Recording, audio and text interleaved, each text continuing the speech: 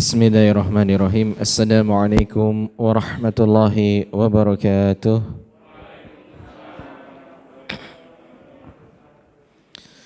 Innal hamdalillahi nahmaduhu wa nasta'inuhu wa nastaghfiruh wa na'udzu billahi min shururi anfusina wa min sayyiati a'malina. May yahdihillahu fala mudilla lahu wa may yudlilhu fala hadiya lahu. Asyhadu an la ilaha illallah wa asyhadu anna Muhammadan abduhu wa rasuluh la nabiyya wa la rasula ba'dah. Qala Allah ta'ala fi kitabihil karim, a'udzu billahi minasyaitonir rajim, ya ayyuhalladzina amanu taqullaha haqqa tuqatih wa la tamutunna illa wa antum muslimun. Wa qala fi ayatin ukhra, يا أيها الناس اتقوا ربكم الذي خلقكم من نفس واحدة وخلق منها زوجها وبث منهما رجالا كثيرا ونساء واتقوا الله الذي تساءلون به والأرحام إن الله كان عليكم رقيبا. وقال في آية أخرى يا أيها الذين آمنوا اتقوا الله وقولوا قولا سديدا يصلح لكم أعمالكم ويغفر لكم ذنوبكم ومن يطع الله ورسوله فقد فاز فوزا عظيما. أما بعد فإن أصدق الحديث كتاب الله وخير الهدي هدي محمد صلى الله عليه وسلم وشر الأمور محدثاتها وكل محدثات بدعة wa kullu bid'atin dhalalah wa kullu dhalalatin finnar. Bapak Ibu jamaah Masjid At-Taqwa yang dirahmati oleh Allah, bagaimana kabarnya? Sehat sedanten nggih? Alhamdulillah. Tanpa terasa kita sudah memasuki hari yang ke-29. Ada yang 30, ada yang 29. Niki hari Ahad nggih niki nggih. Jadi nek jenengan puasanya mulai Ahad hari ke-29, kalau puasanya hari Sabtu maka sudah hari 30. Nek jenengan puasane Sabtu besok niku wajib Idul Fitri.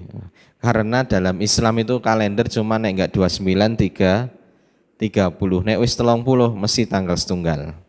Berarti besok itu nek sing napa niku posone Sabtu gelem ra gelem kudu podo. Nah, nek sing posone mulai Ahad berarti ini hari 29, nanti sore akan dilakukan ru'yatul hilal lagi, melihat bulan sabit. Kemudian sidang isbat baru ditentukan apakah besok itu Ramadan, masih Ramadan. Kalau hilalnya enggak kelihatan berarti Senin cek poso. Nek misal hilalnya sudah kelihatan maka hari Senin bodo gitu. Cuman nek ya kita berdoa saja semoga biar bisa bareng gitu. Nek biasane niku nek napa niku modele suasanane kados ngeten, biasanya kemungkinan besar bareng gitu. Karena kemungkinan besar hilal bisa kelihatan nek wis apa niku sing hisab itu sudah 30 hari itu berarti kan besok wis gede biasanya kelihatan. Tinggal nanti mendung atau enggak. Soalnya nek ketutupan awan nggih mau enggak mau harus digenapkan gitu. Ya nanti kita lihat saja keputusan dari sidang isbat seperti apa. Nanti bisa kita tunggu nih hasilnya. Dan bagi orang-orang yang sudah dapat nikmat Ramadan full, kemudian bisa Idul Fitri bareng gitu, mohon benar-benar disyukuri Bapak Ibu. Kemarin saya mendapat kabar dari kawan saya itu ya ada enaknya ada enggak enaknya gitu. Maksudnya kawan saya itu mudik bareng mertuane keluar Jawa ke Sumatera. Ternyata 2 hari itu belum bisa keluar dari pulau Jawa saking macete. Nah, kemudian ketika nyebrang setelah 2 hari baru bisa nyebrang ke Lampung. Qadarullah karena ibunya itu sudah sepuh itu, ternyata dipendet sama Gusti Allah. Gitu. Beliau meninggal di perjalanan. Jadi ada orang-orang yang Allah kasih rizki bisa dapat Ramadan, ning belum tentu dapat Idul Fitri. Niatnya itu kan bodo badan bareng kali keluarga. Ning ternyata sama Allah nggak dikasih. Ya alhamdulillah meninggalnya pas hari Jumat, pas poso, terus safar gitu. Hari Jumat kemarin Bapak Ibu. Ya wis berapa hari berarti nggih?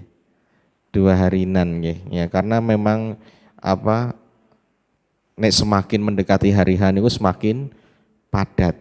Nah, maka nanti nek misal jenengan itu ada keluarga yang bisa mudik sampai ke rumah kita gitu. Itu sebuah nikmat yang sangat luar biasa dan harus disyukuri. Bapak ibu niku misal anaknya datang dia nggak bawa apa-apa cuman bawa badan tok itu tetap harus disyukuri karena nggak semua orang itu bisa berkumpul.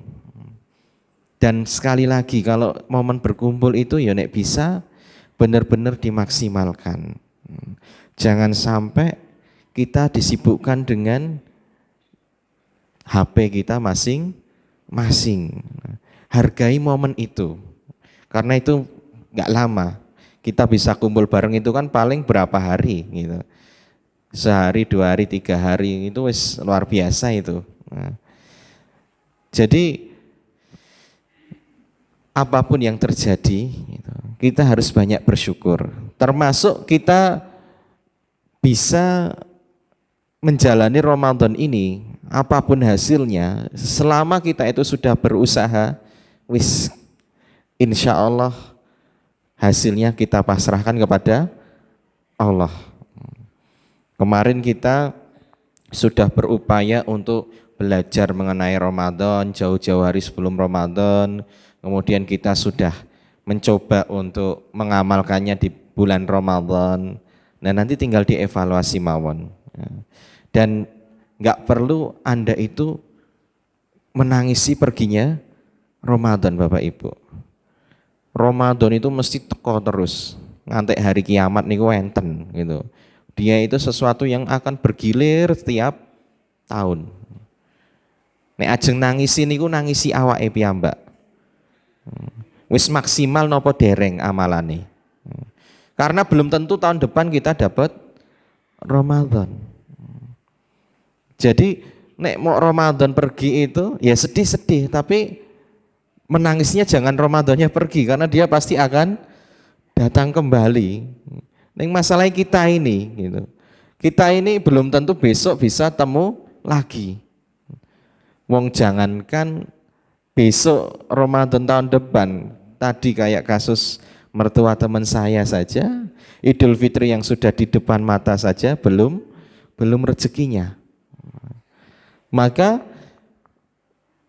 menjadi generasi atau bukan generasi ya, insan manusia yang sesuai dengan tujuan Ramadan itu harus senantiasa berkesinambungan. Jadikan Ramadan ini sebagai pijakan awal. Niki pun gampil dalam artian semua ibadah itu dimudahkan sama Allah. Nanti kita lihat setelah Ramadan itu sukses apa enggak? Berhasil apa enggak? Nek amalan jenengan itu bisa minimal stabil, maka itu sudah cukup sukses. Apalagi meningkat, Masya Allah.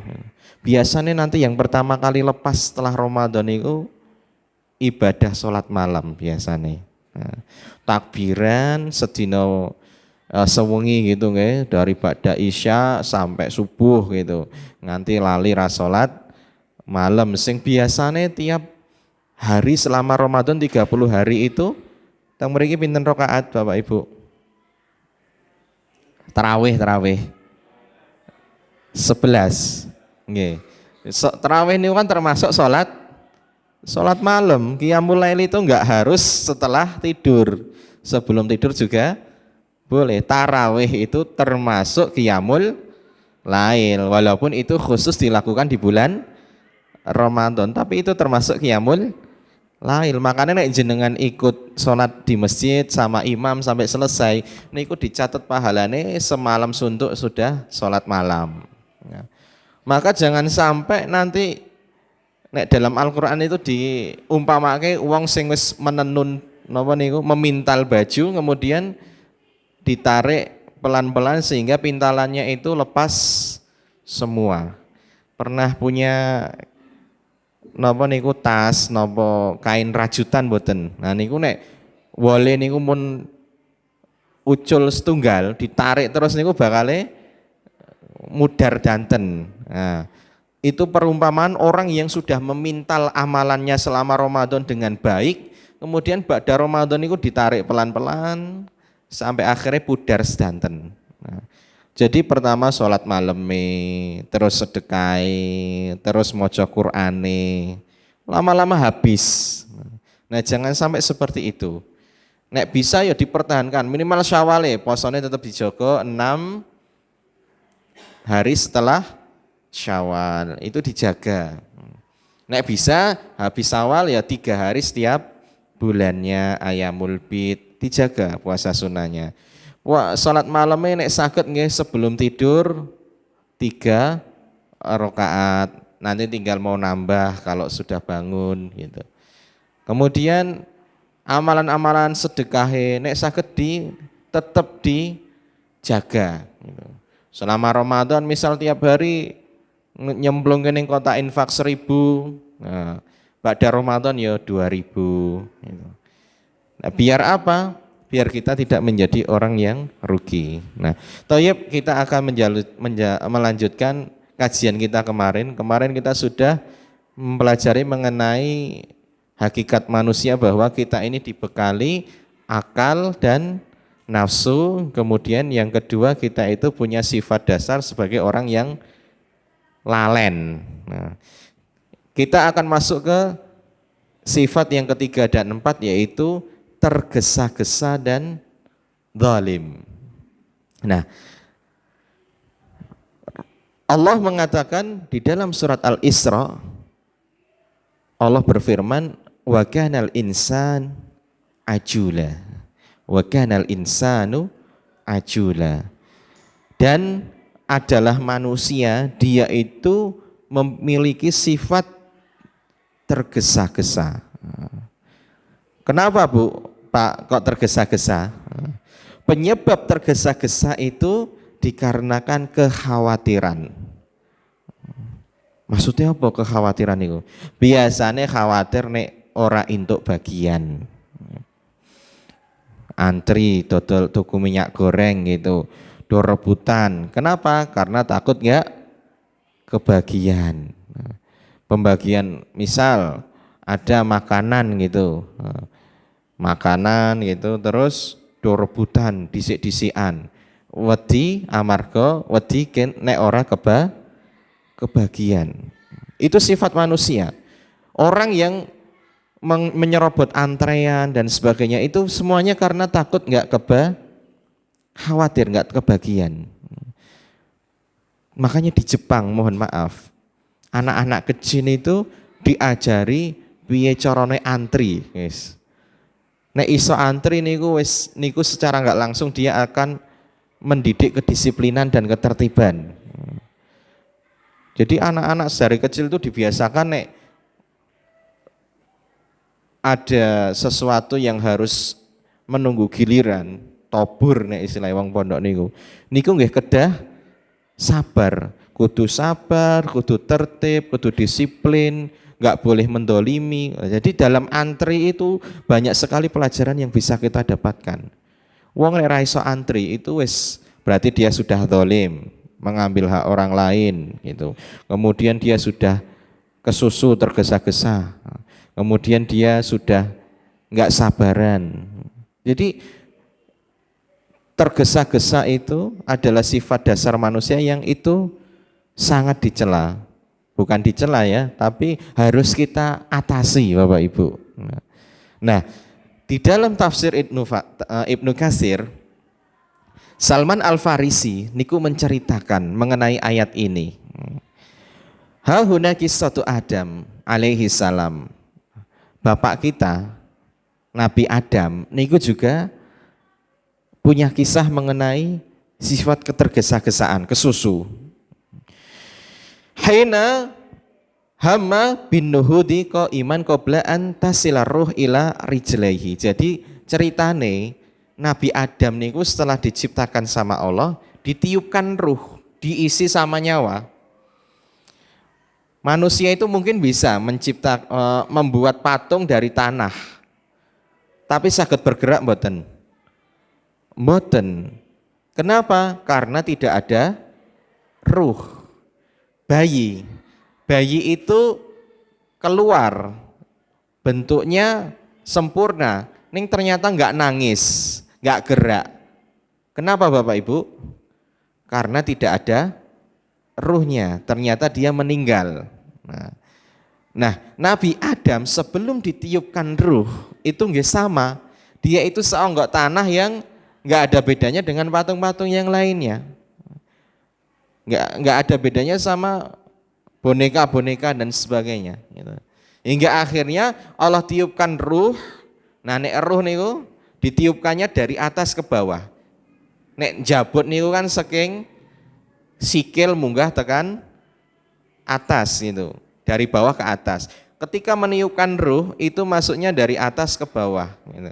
Nah kemudian ketika ruhnya itu sudah ditiupkan dan masuk gitu, di download gitu sampai kepala, kemudian ternyata Nabi Adam bersin gitu. Jadi ketika sampai otaknya, kepalanya, fa'atosa, bersin. Kemudian Nabi Adam mengatakan alhamdulillah. Kemudian Allah menjawab, yarhamuka rabbuka ya Adam. Semoga Rabbmu itu merahmatimu. Makanya nek kita itu bersin itu kan dijawab yarhamu kallah. Niki sunnah dari dulu sejak pertama penciptaan. Jadi ketika nyawane Adam niku sampai kepala, kemudian bersin dan mengucapkan alhamdulillah. Allah kemudian menjawabnya yarhamuka rabbuka ya Adam. Semoga Rabbmu, maksudnya Allah itu merahmatimu. Nah, falamma wasalat ila ainaihi fataha huma. Kemudian ketika sudah sampai mata, Adam itu membuka matanya, kemudian sampai turun ke bawah gitu. Nah, tapi ternyata Nabi Adam sebelum sampai full ke kaki itu sudah hawane pingin ndang mlaku gitu. Neng ora iso obah gitu. Makanya jenengan nek mohon maaf nek tilem niku nek tidur gitu, kemudian kok iso melek matane neng ora iso obah. Nah, niku tandane nyawane durung balik kabeh gitu. Niku sanes ruh, tapi nek istilahnya niku sukma napa-napa nih. Jadi ruh itu kan ada yang sing menetap, ada yang berjalan gitu. Nek kita tidur niku kan enten sing berjalan, nanti yang Allah nanti akan pegang gitu, nanti mau dikembalikan apa enggak itu terserah Allah. Tapi ketika kita tidur itu memang ruhnya itu ada yang keluar Bapak Ibu, tapi bukan ruh sing menetap ya. Nek ruh yang menetap di tubuh niku nek metu ya wis mati gitu. Nah istilah tiang Jawi niku sukma gitu. Nah Nabi Adam niku dia sudah bisa menggerakkan setengah badan tapi ora sabar itu, pingin ndang iso melayu. Maka dia melihat badannya dan takjub, Masya Allah, ternyata saya punya tubuh yang luar biasa yang diciptakan oleh Allah. Kemudian dia berusaha untuk bangkit sebelum nyawanya itu sampai di ujung kakinya gitu. Tapi ternyata nggak bisa, karena memang Ya namanya program itu nek diinstal nek dereng 100% ra bakal iso dijalanke gitu. Jadi nyawanya belum sempurna, belum masuk semuanya sehingga Nabi Adam mengatakan ya Rob ajil qoblal lail. Ya Allah mbok ndang disegerake, ndang dicepetke sebelum malam hari tiba gitu. Nah, inilah sifat ketergesa-gesaan pertama yang dialami oleh Nabi Adam dan nanti akan turun ke anak cucunya. Memang kita ini mewarisi sifat-sifat orang tua kita, Nabi Adam itu. Makanya saya nggak terima Bapak Ibu kalau kita itu dikatakan keturunan kera gitu ya, gitu. Keturunan napa niku Pithecanthropus atau apa nah teori Darwin itu nanti nek jenengan anake SMP, SMA itu atau bahkan mungkin SD ya gitu. Mesti nek pelajaran IPA akan diajari kayak gitu. Bahwa nanti ada manusia-manusia nenek moyang kita namanya apa namanya Pithecanthropus terus apalah gitu. Dan itu di Sangiran itu ada museumnya. Nah, itu jangan mau, maksudnya anak kita jangan sampai memahami bahwa kita ini hasil evolusi dari kera. Niku enggak benar. Kita ini sudah sejak awal diciptakan sempurna sama Allah dan nenek moyang kita itu ya Nabi Adam. Dan memang dari awalnya itu kita sudah seperti ini. Bedane nek dulu niku Nabi Adam pertama niku tingginya situ nadhira. Tingginya niku 60 kaki. Jadi manusia pertama mbah-mbah dhewe niku 60 kaki. 60 kaki niku pinten? Nek sak meter niku 3 kaki. Berarti nek 60 dibagi 3 20. Nabi Adam niku tingginya 20 meter. Ya mungkin nek dinosaurus niku piaraane ya gitu. Tapi dinosaurus niku sudah punah sebelum. Jadi sebelum Nabi Adam ada, niku bumi sudah ada Bapak Ibu, makhluk-makhluknya gitu ya. Kemudian Allah siapkan bumi untuk Nabi Adam itu ya makhluk-makhluk sebelum Nabi Adam itu dimusnahkan gitu. Sehingga ketika Nabi Adam sudah hidup niku nggih kewane nggih kados kita niki. Nah, kemudian selanjutnya sebuah nasihat dari Rasulullah nggih. Niki penting, niki biasanya diapal sama anak-anak pondok. At-ta'anni minallahi wal ajalatu minasyaiton. Berhati-hati, bersikap waspada gitu. Nek basa Jawane napa nggih? Lawane grusa-grusu niku napa?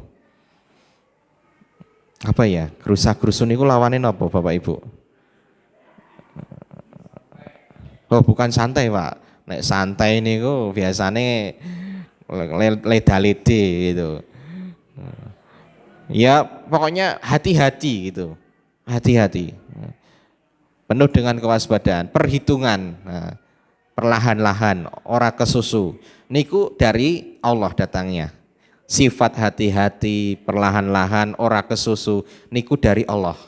Adapun sifat tergesa-gesa itu dari syaiton. Biasanya saya nggak tahu ya,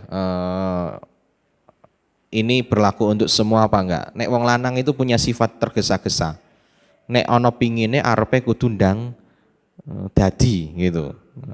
Jadi biasanya sampai ada istilah wong niku wong lanang kuwi nek pinginan kaya wong kebelet ngising gitu. Kudu ndang direalisasike gitu. Nah, karena memang biasanya kalau punya keinginan meletup-letup itu harus ndang ini gitu.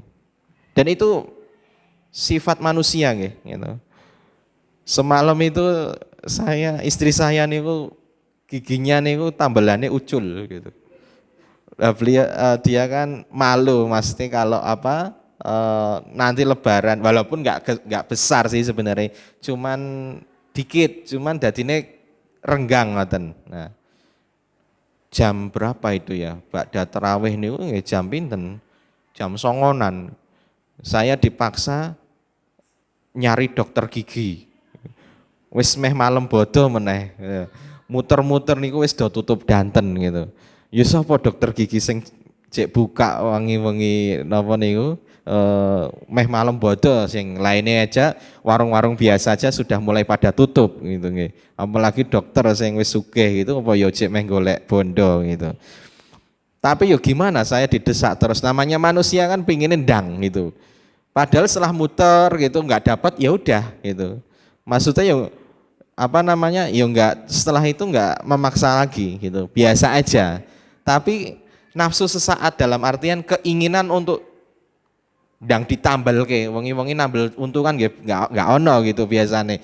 Wong saya lihat di pelang-pelang dokter itu maksimal itu buka praktek biasanya antara jam 4 sore sampai jam 8 malam. Nah ini nek jam 8 kan ya do terawih gitu. Dokternya ya mesti ya do terawih gitu. Tapi intinya apa? Menungso kuwi nek ndek karepan pingine ndang direalisasi ke biasane gitu. Apa nih bar nampa THR mesti pingin dicakne gitu. Ora sabar gitu. Zakat male keri, sing penting zakat mall sih, ning nge-mall sih gitu. Makanya mall niku rame banget sakniki. Nah, karena apa? Yaitu tergesa-gesa. Saya itu punya kawan Bu, Pak lucu dulu. Waktu kita hidup di pondok, yo saya ya gumun kok ana wong kaya ngene modele gitu. Ning ternyata ada gitu. Biasanya saya itu kalau pulang kampung gitu, sing termasuk dulu yang sering pulang itu kan tiap bulan saya gitu. Jadi pulang ke Semarang, kemudian biasanya ibu saya itu nek dari Semarang tuh senengannya bawakan bekal gitu. Dimasake plecing nopo, terus nopo niku ngertos plecing mboten. Plecing niku glandir terus dikasih apa namanya? Bumbu apa jenenge gula Jawa niku lho. Nah, niku enak seger niku. Terus ngenten bandeng nek Semarang niku kan identik dengan bandeng presto gitu. Nah, ada tiap saya datang itu kan wis dititeni saya itu mesti bawa makanan gitu. Sebelum teman saya yang lain datang itu mesti dia langsung itu nemoni saya gitu. Nggawa apa pri gitu. Bawa apa ini gitu. Ya wis saya keluarkan ini oleh-oleh gitu. Nah, dia biasanya izin, saya nganu ya, minta dikit ya gitu, ngambil. Bahasane sithik ning jiko akeh biasane gitu. Jiko gitu. Nah, terus dibawa ke kamar, dimasukkan ke lemarinya dia gitu. Kemudian biasanya saya manggil teman-teman, "Yuk makan bareng" gitu. Makan bareng gitu. Wah, biasanya ini wis do kerudukan gitu, bareng-bareng cepet-cepetan itu, kayak wong bancaan. Nanti dia ikut gabung gitu, gabung makan lagi bareng kayak kita gitu. Ngambil hak bersamanya dia gitu. Nanti semuanya sudah habis, dia masih punya simpenan, dimakan sendiri gitu. Ya, karena apa? Yaitu dia nggak pingin kehabisan, kemudian nyetok dan sebagainya gitu. Jadi gerusa-gerusu ya, apa namanya? Ada orang bawa makanan itu selalu yang terdepan gitu. Nah ini sifat dasar manusia kayak gitu Ibu, Bapak Ibu yang dirahmati oleh Allah. Nah termasuk manusia biasanya tergesa-gesa itu dalam hal berdoa. Ini ada hadis khususnya, la yazalu yustahabul lil abdi malam yadak bi ismi au qati'ati raham wa malam yasta'jil. Jadi Rasulullah mengatakan, niki rumusin jenengan donga nggih, nek berdoa itu ada 3 hal yang harus apa namanya jenengan pegang nek pingin doane niku terkabulkan. Karena Rasulullah mengatakan seorang hamba itu doanya pasti akan dikabulkan sama Allah. Selama apa? Selama yang pertama dia doanya itu bukan mengandung dosa itu. Nek misal jenengan, ya Allah saya pingin uang banyak biar bisa dugem tiap malam. Nah ini berarti doanya mengandung dosa. Ini enggak bakal dikabulkan sama Allah. Itu. Misal, ya Allah berikanlah saya kekuatan biar saya bisa membunuh orang musuh saya. Nah, musuhnya ini ternyata orang Islam ya, ini dosa. Gitu. Jadi kalau kita minta sesuatu tujuannya untuk dosa itu enggak akan dikabulkan sama Allah. Jadi syarat pertama tidak mengandung dosa. Ya Allah, jangan pertemukan saya dengan dia gitu. Padahal dia saudara kita. Nah, ini berarti dosa. Kemudian yang kedua, tidak memutuskan tali silaturahim. Ya tadi, doa tadi. Ya Allah, tolong celakakanlah dia. Ya Allah, tolong adablah dia. Padahal itu saudara kita, itu enggak boleh. Ya Allah, tolong jangan pertemukan saya dengan dia gitu. Nah, ini enggak boleh memutus tali silaturahim. Ya. Kemudian yang ketiga, selama dia tidak tergesa-gesa. Nah, sahabat bisa memahami makna tidak meminta dosa dan tidak meminta diputuskan tali silaturahmi. Tapi para sahabat masih bingung. Ya Rasulullah, mal istiqjal. Maksudnya donga kesusuki piye? Apa bar salat terus langsung lunga ora donga, dongane sithik tok gitu. Nah, enggak seperti itu ternyata Bapak Ibu. Maksudnya buru-buru dalam berdoa itu dia mengatakan yaqulu qad da'autu wa qad da'autu falam ara yastajibuli. Aku ki wis rina wengi ndonga karo Gusti Allah, ning kok ya ora dikabul-kabulkan. Sering enggak kita ngomong gitu? Sering kita tanpa sadar. Ya Allah, kok saya wis rina wengi ndonga salat malam, salat duha, ning kok ya ora sugih-sugih gitu misalkan. Nah, kayak gini ini adalah istiqjal, tergesa-gesa dalam berdoa. Apa maksudnya? Kita merasa sudah ribuan kali berdoa, wis rina wengi ndonga ning kok ya ora dikabul-kabulne. Nah, ini kemudian menjadikan fayastahsiru inda dzalika fayada'u doa. Kemudian dia putus asa dan dia tidak mau berdoa lagi. Nggo apa ndonga, wong nyatane ya ora dikabulne. Nah, kayak gini namanya orang tergesa-gesa di dalam berdoa. Saya pernah punya saudara gitu. Dia tuh punya motor yang sangat disayangi. Ini masih anaknya masih SMA gitu, cek labil gitu. Ketika motornya hilang gitu, saking sayangnya gitu sama motornya, dia itu setelah dapat musibah motornya hilang gitu. Jadi dia itu ceritanya mampir di rumah makan, yang warteg gitu, tiba-tiba ada orang dateng niku ngegeri gitu. Jarine ono kecelakaan terus selak ndang meh nyelametke gitu, jileh motore. Nah, terus saudara saya itu dia tanpa sadar ya karena ikut panik ya, karena panik itu motornya kuncinya dikasihkan aja gitu. Setelah itu dia baru sadar itu, baru pelongo-pelongo kok motornya balik-balik gitu. Akhirnya dia baru tahu kalau itu modus penipuan gitu. Kok penipuan? Pencurian. Nah, akhirnya dia setelah itu tekun ibadah gitu. Salate dipenke, ndungone dipenke, tujuannya gen motore balik gitu. Neng ternyata ya qadarullah ora balik gitu. Akhirnya dia itu seolah-olah sampai ada di titik di mana dia itu wis putus asa dan enggak percaya sama Allah gitu. Wah, nggopo ndonga nggopo salat wong ora dibalikne motorku gitu. Karena saking sayangnya dengan motor tadi. Nah, ini biasanya Bapak Ibu, kita ini juga ini karena berangkat kita tergesa-gesa dan tidak bisa menerima dengan legowo takdir Allah. Termasuk misalnya kita terlalu cinta dengan anak kita, istri kita, suami kita. Terkadang tanpa sadar itu keluar perkataan-perkataan kekufuran.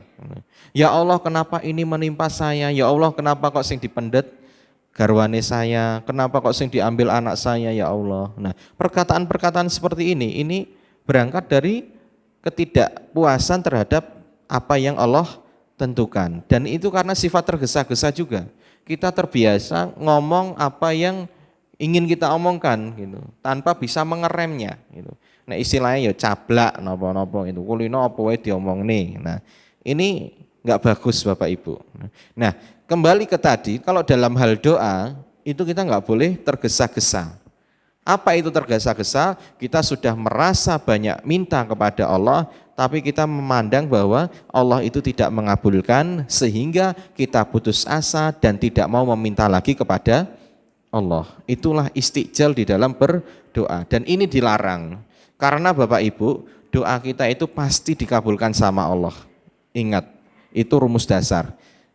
Tapi cara mengkabulkannya itu beda-beda. Ada yang memang dikabulkan beneran, apa yang kita minta dikasih. Ada yang cara mengkabulkannya itu ditolak balak gitu. Harusnya kita itu dapat musibah, tapi sama Allah di cancel. Nah, harusnya itu kita tadi misal kesandung apa, terus jatuh, terus sikile kesleo, atau bahkan sampai patah tulang gitu. Nah, dosen saya itu kemarin kepleset, ning sampai tulangnya itu napa nggih, ucul napa pripun gitu. Itu yang medeni niku. Karena memang orang Mesir itu kan gede awake gitu. Jadi nek tiba niku ya apa namanya? Ya mantep tenan, marem tenan nek tiba niku. Karena awake gede gitu. Nah, niku sampai kakinya harus dioperasi. Nah, bisa jadi dengan doa-doa kita yang menurut kita enggak dikabulkan, harusnya kita jatuh, ternyata Allah tunda jatuhnya, itu di cancel. Nah, itu ditolak balaknya. Ada juga nanti disimpan di hari akhir. Jenengan misal kita semua, bukan jenengan toh, termasuk saya, itu mesti kakean dosa. Wong kita di Ramadan aja ya jek seneng gawe dosa gitu. Nah, niku nanti dengan doa-doa yang kita koleksi, amalan-amalan buruk kita itu akan dikurangi. Nah, maka sebenarnya jenengan nggak ada ruginya banyak-banyak doa itu. Minimal nanti nek seandainya kita memandang belum dikasih di dunia, nanti di akhirat itu untuk ngurangi dosane kita.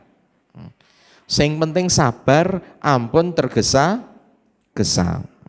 Kemudian selanjutnya, bahkan di dalam ilmu fikih itu ada sebuah kaidah yang namanya manista ajala syai'an qabla awanihi uqiba bihirmanihi. Sapa wonge sing grusa-grusu pingin ndang intuk, maka sama Allah sebelum waktunya nggih, pingin mendapatkan sesuatu sebelum waktunya, maka sama Allah akan dihukum, dia nggak akan bisa mendapatkannya.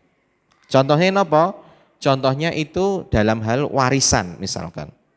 Niki masuk ke fikih nggih. Ternyata terburu-buru itu juga masuk ke bab fikih gitu. Ana wong sing ora sabar wong tuane dinteni ora mati-mati misalkan gitu. Ora mati-mati gitu. Wis setro kok nganu ora mati-mati gitu. Padahal dia punya aset yang luar biasa, anaknya wis ra sabar gitu. Anaknya wis ra sabar pingin ndang entuk warisan gitu. Akhirnya dia bikin siasat itu. Tabung oksigennya ngerti-ngerti di ndeke kabeh gitu, dicabuti kabeh gitu, gen ndang mati gitu. Nah ini nanti masuk ke pembunuhan. Nah, orang yang membunuh orang tuanya itu nanti dia konsekuensinya selamanya nggak boleh mendapatkan warisan. Jadi misalkan nih wong ngeblong antrian itu. Antrian kudu neneng nomor 20 ngerti-ngerti teko nomor 1 desel-desel gitu. Orang kayak gini nih dalam syariat Islam niku ketika dia sampai loketnya itu nggak akan dikasih, nggak boleh gitu. Nggak boleh dikasih. Dia harus baleni seko awal atau pulang gitu. Besok lagi gitu. Karena orang yang terburu-buru mendapatkan sesuatu sebelum waktunya, maka akan dihukum, dia diharamkan dari hal tersebut. Kemudian nek di dalam kehidupan dunia Rasulullah mengatakan man labisal harir fid dunya lam yalbisu fil akhirah. Niki khusus laki-laki. Siapa yang dia itu memakai harir, harir niku pakaian sutra. Pakaian sutra. Sutra niku kain sing paling halus. Di dunia maka dia itu haram, tidak boleh make di akhirat nanti. Wa man syaribal khamra fid dunya, dan barang siapa yang meminum khamr di dunia, arak di dunia, lam yashrabhu fil akhirah, maka dia di akhirat juga enggak akan pernah boleh makan minum khamr itu. Khamr niku dulu niku wong Arab niku enggak bisa lepas dari khamr Bapak Ibu. Karena itu minuman paling enak menurut mereka. Allah itu untuk melepas tradisi minum khamr itu harus bertahap banget. Ada 4 tahapan nih. Nek seandainya Islam itu langsung mengharamkan khamr, mesti langsung ditolak mentah-mentah sama orang Arab. Kenapa? Karena itu sudah menjadi tradisi yang mengakar kuat. Selain karena menghangatkan badan, terus manfaat-manfaat yang lain gitu ya, enak gitu. Nah, itu khamr itu sudah menjadi minuman yang nggak bisa dipisahkan gitu. Kayak di maskapai penerbangan itu nek jurusan di luar negeri mesti nanti wajib punya stok khamr gitu. Oh ya mbuh whisky, mbuh apa wine atau apa gitu. Saya ya nggak mudeng merek-mereknya itu. Nah, itu semua nggak boleh diminum oleh kita di dunia. Karena nanti kita boleh meminumnya kalau sudah di akhirat. Hadisnya setelah itu, waman syariba fi aniyatil fiddah wa dhahab lam yashrab bihima fil akhirah. Barang siapa yang dia itu di dunia minum dari gelas yang terbuat dari emas dan perak, dia tidak akan pernah bisa menggunakannya di akhirat. Kemudian Rasulullah mengatakan libasu ahlil jannah, itu karena dia adalah bajunya penghuni surga, wa syarabu ahlil jannah, dan minumnya ahlil jannah, wa aniyatu ahlil jannah, dan itu adalah gelas-gelas milik ahlil jannah, penduduk surga. Jadi besok di surga kita itu akan memakai dengan segala hal yang terbaik. Baju niku dari sutra gitu. Kemudian minumnya yo bebas, khamr itu. Khamrnya benten kalih yang di dunia nggih. Jauh lebih napa niku? Lebih nikmat lagi. Kemudian gelas, periuk, semua perkakas makan itu terbuat dari emas dan perak. Nah, semua itu akan kita nikmati di surga, dan barang siapa yang nggak sabar, tergesa-gesa, pingin menikmatinya di dunia, mereka tidak akan bisa merasakannya kelak di akhirat. Karena tadi barang siapa yang tergesa-gesa pingin mendapatkan sesuatu sebelum waktunya, maka dia akan diikop sama Allah, tidak akan mendapatkan. Kita pingin rumah, pingin mobil, pingin motor dan sebagainya, kok nggak dikasih-kasih sama Allah, bisa jadi karena kita tergesa-gesa juga.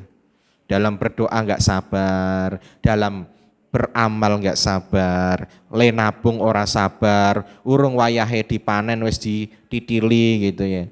Biasanya wong niku nek nabung niku nek tabungane saka botol aqua napa tabungane saka sing ana tutupe gitu, ijik urung sepira wis dijikuki gitu. Nah, iki ra bakal tekan gone nek ngeten iki gitu. Jadi karena kita nggak sabar. Tadi kaidahnya barang siapa yang terburu-buru ingin mendapatkan sesuatu sebelum waktunya, maka dia akan diikop sama Allah, tidak akan bisa mendapatkannya. Orang yang pacaran sebelum nikah itu, dia ini nggak akan bisa mendapatkan nikmatnya pacaran setelah nikah. Saya lihat wong-wong sing nikah ini wis pacaran tahunan gitu, setelah nikah itu malah ra ono mesra-mesrane biasane. Wis entek masane. Jadi ketika sudah tahu keburukannya masing-masing gitu. Nah ini malah biasanya isinya cekcok wae gitu. Karena dia sudah romantismenya itu sudah dihabiskan sebelum menikah. Tergesa-gesa pingin menikmati sesuatu yang aslinya belum halal. Nah, maka dari itu Bapak Ibu hati-hati. Sifat tergesa-gesa itu sifat bawaan. Maka harus disadari bahwa kita semua itu senengnya kesusu gitu, kemerungsung. Nah, maka harus dikendalikan dengan sifat hati-hati, waspada dan rasional itu. Tentunya kita harus, biasanya kan kemarin kita kan punya nafsu dan punya akal. Tergesa-gesa itu datangnya dari nafsu biasanya. Menggebu-gebu, maka akal itu harus bisa mengendalikan gitu. Kudu iso mikir gitu. Jangan sampai pingine ndang untuk bukannya untung tapi malah buntung jadinya. Nah, pingin ndang duwe mobil itu akhirnya dia ngambil riba gitu.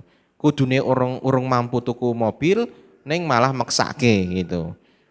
Kan sekarang banyak orang don duwe mobil neng orang di garasi gitu. Nggih. Biasanya wong perumahan iku kathah parkire neng dalan. Nah, itu dia punya mobil tapi setiap hari numpuk dosa gitu. Kenapa? Karena dia memakai hak umum, hak jalan itu milik orang bersama. Dia pakai sendirian. Nah, itu juga karena tergesa-gesa. Nafsunya nggak bisa dikendalikan.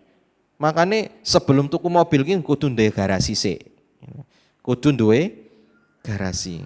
Itu viral Bapak Ibu banyak. Ada yang sampai pagere kuwi nglewati patok omahe gitu. Pagere niku karena mobilnya niku bokonge ke dawan gitu. Nah niku pagere dikei wesi sampai makan jalan. Itu juga nggak boleh gitu.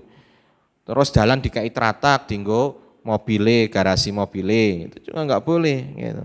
Jangan sampai hanya karena kebutuhan tersier. Mobil itu kan kebutuhan keberapa gitu. Tapi kita mendolimi orang lain. Nah ini bahaya. Kemudian selanjutnya, ini cepat mawon, sifat yang kedua adalah zalim.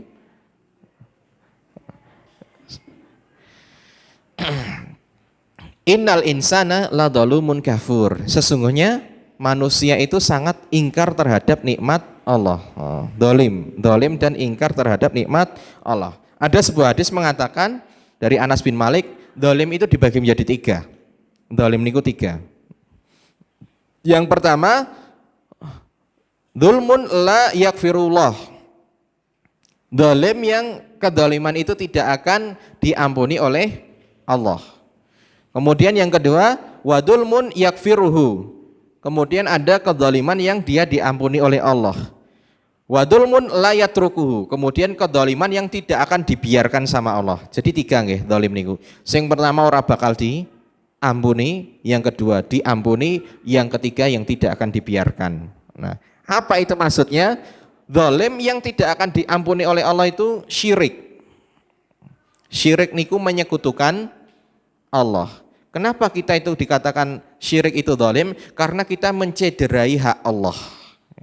Mencederai hak Allah. Allah itu kudune sing disembah piyambak. Allah itu yang di nomor satukan gitu. Tapi ternyata kita nomor 2kan. Kita katakan Allah punya anak, kita katakan Allah punya bapak, Allah punya ibu dan sebagainya gitu.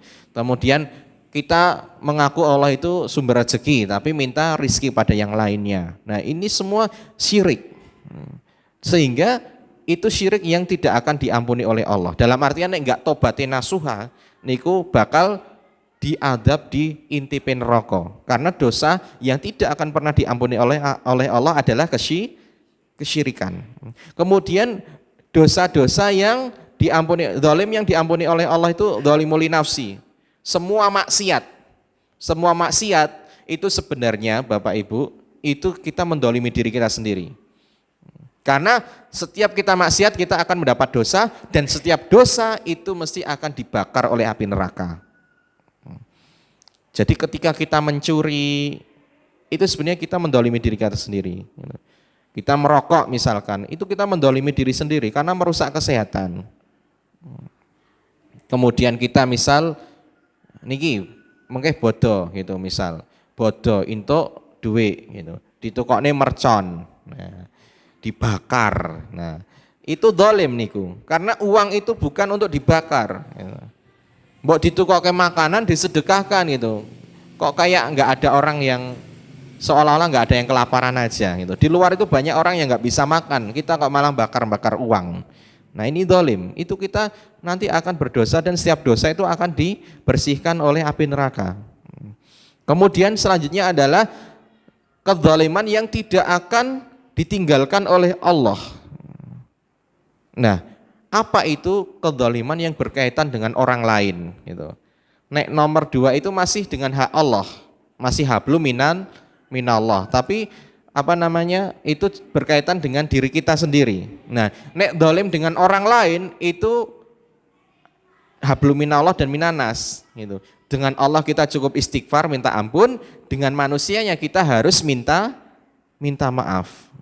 Nah, di sini Allah tidak akan mengampuni dosa zalim yang ketiga sebelum kita mendapatkan ridha atau maaf dari orang yang kita zalimi.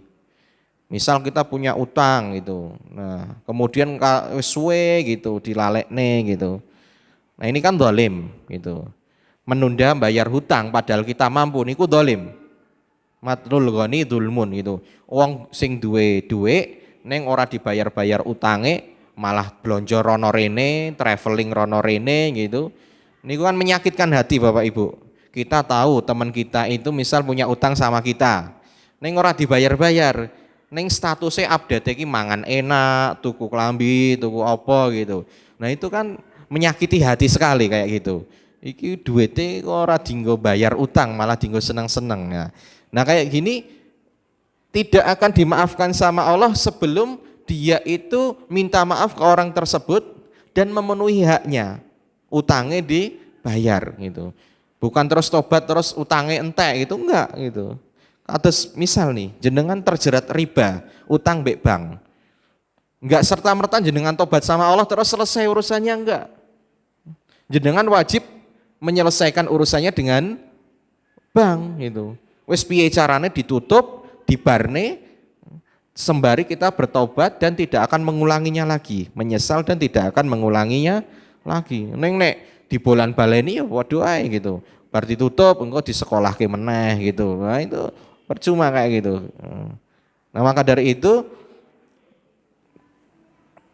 itulah kedoliman ada tiga nggih. Dolim yang enggak akan diampuni atau syirik, kemudian dolim yang diampuni oleh Allah selama dia bertobat, yaitu semua maksiat yang berkaitan dengan diri kita, enggak ada berkaitan dengan orang lain, dan dolim yang tidak akan ditinggalkan oleh Allah, yaitu yang berkaitan dengan hubungan antar manusia. Dan terakhir sebuah hadis yang mungkin ini bisa dijadikan pijakan.